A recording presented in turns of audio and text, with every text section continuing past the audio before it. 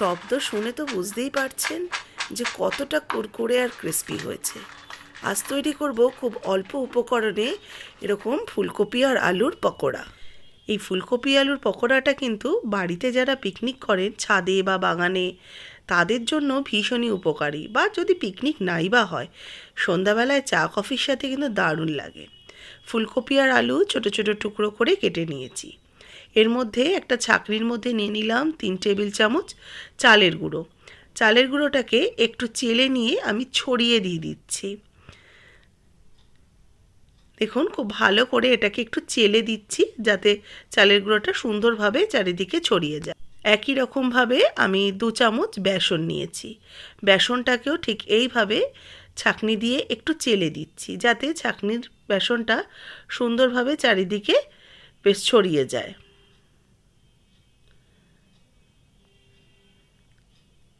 বেসনটাকেও আমি ফুলকপি আর আলুর মধ্যে দিয়ে দিলাম।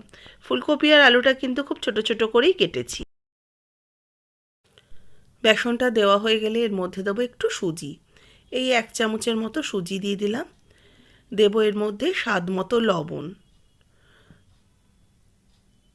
আর দেব 1 চা চামচ হলুদ গুঁড়ো দিয়ে দিচ্ছি, আর দেব একটু লঙ্কার গুঁড়ো ঝালের জন্য, দেব একটু ভাজা জিরের গুঁড়ো।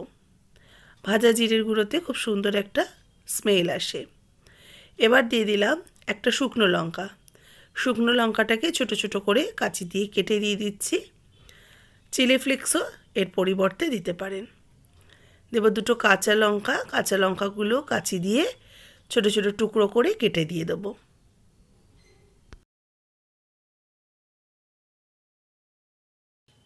দেব একটু ধনেপাতা কুচি।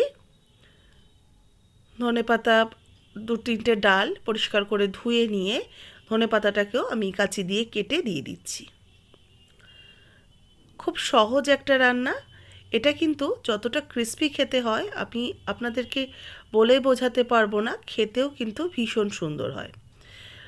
কপি আর আলু কিন্তু আগে থেকে ভাপানোর কোনো রকম প্রয়োজন নেই, এটা কাঁচা দিয়ে দেবেন আর ছোট ছোট টুকরো করে কেটে নেবেন। এবার এই সমস্ত উপকরণগুলোকে ফুলকপি আর আলুর সাথে কোট করব। প্রথমে জল দেব না, খালি শুকনো জিনিসগুলোকে একটু কোট করে নেব।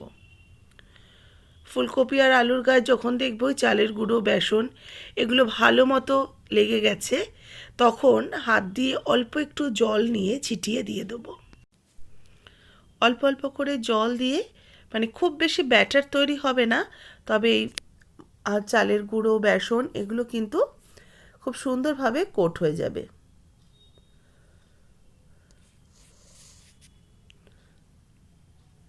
এই আজকে যে রেসিপিটা আমি করছি এটা নতুন কিছু নয়, তবে আমি খেয়েছিলাম আমার এক বান্ধবীর বাড়িতে, খুব ভালো লেগেছিল।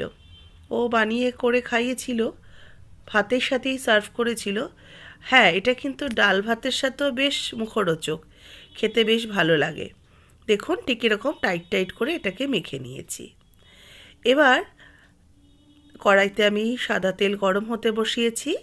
তেল ভালো করে গরম হয়ে গেলে এগুলোকে ঠিক আমি যেভাবে দেখাচ্ছি সেইভাবে এগুলোকে দিতে হবে। এরকম ঠিক ছড়িয়ে ছড়িয়ে দেব যাতে একটু আলাদা আলাদাভাবে তেলের মধ্যে পড়ে। ফুলকপি আলু এগুলো যেন একটু আলাদা আলাদাভাবে পড়ে। একসাথে অনেকটা হয়ে গেলে কি হবে, ক্রিস্পিটা খুব একটা হবে না, এটা একটু বড়া টাইপের হয়ে যাবে। সেই কারণে এটাকে একটু আলাদা আলাদা ছড়িয়ে ছড়িয়ে ভাজতে হবে। একই ব্যাচে সব কটা হবে না, এই জন্য আমি দুবারে ভেজে নেব।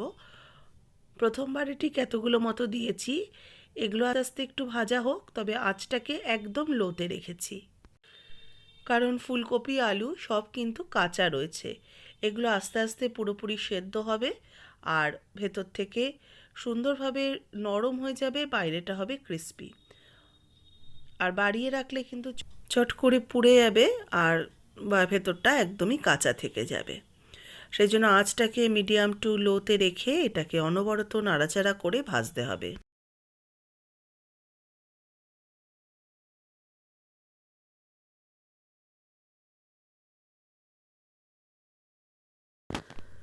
দেখুন এগুলো মোটামুটি সোনালি রং করে ভাজা হয়ে গেছে।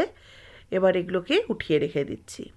এক একটা ব্যাচ ভাজতে সময় লেগেছে মোটামুটি মিনিট 5, কারণ আমি একদম আঁচ কমিয়ে লোতে রেখে এগুলোকে ভেজে তুলে রাখছি।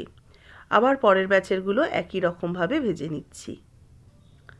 আর এটা কিন্তু জল জল যেন না হয় সেটার দিকে একটু খেয়াল রাখবেন। যতটা পরিমাণ করবেন ততটাই কিন্তু মেখে নেবেন, না হলে কিন্তু মাখবেন না। সমস্ত উপকরণগুলো দিয়ে রেখে দেবেন সাইডে, যখন যতটা প্রয়োজন হবে ঠিক ততটা বার করে মেখে নেবেন। কারণ যেহেতু লবণ দেওয়া রয়েছে, লবণে তো একটু জল বের হবে, সেই কারণেই আমি কথাটা বলে রাখলাম। তাহলে কিন্তু বেশি জল হয়ে গেলে ক্রিস্পি ব্যাপারটা একদমই আসবে না। এবার একটু এই সেকেন্ড ব্যাচেরগুলোকেও বেশ সোনালি রং করে ভেজে নিচ্ছি। এটাও আমার ভাজা হয়ে গেছে। এবার এই ফুলকপি আলুর পকোড়াগুলোকেও উঠিয়ে রেখে দিচ্ছি। চা বা কফি হোক কিংবা ভেজ মুগের ডালের সাথে বা মাছের মাথা দিয়ে মুগের ডাল, যেটাই তৈরি করুন না কেন, সত্যি বলছি ভীষণ খেতে ভালো হয়। মাত্র কয়েকটা উপকরণ হাতের সামনেই আপনাদের কাছে থাকে, সেই ওগুলো দিয়েই কিন্তু তৈরি হয়ে যাবে এরকম ক্রিস্পি কুরকুরে ফুলকপির আলুর পকোড়া। খুবই মুখরোচক। রেসিপি ভালো লাগলে অবশ্যই একটা লাইক শেয়ার করবেন। যারা নতুন দেখছেন আমার চ্যানেলকে সাবস্ক্রাইব করে পাশে থাকা বেল আইকনটা প্রেস করে দেবেন। যারা ফেসবুক পেজ থেকে দেখছেন পেজটাকে অবশ্যই ফলো করবেন। রেসিপিটাতে একটা লাইক দিয়ে দেবেন, শেয়ার করবেন প্রচুর করে। আর কে কোথা থেকে দেখছেন সেটা অবশ্যই জানাতে ভুলবেন না।